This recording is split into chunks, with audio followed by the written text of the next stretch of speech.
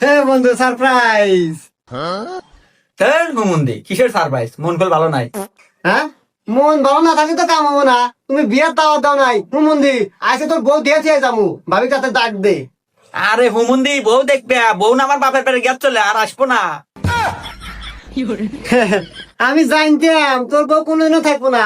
তোর যে চেহারা, তোর যে কালার, এই কালার বউ থাকে না।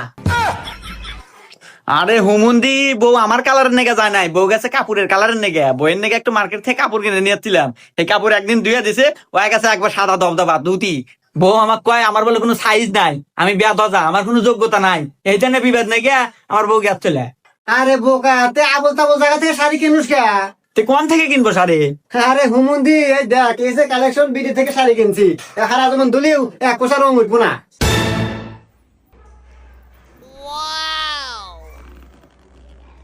এ বন্ধু, শাড়ি তো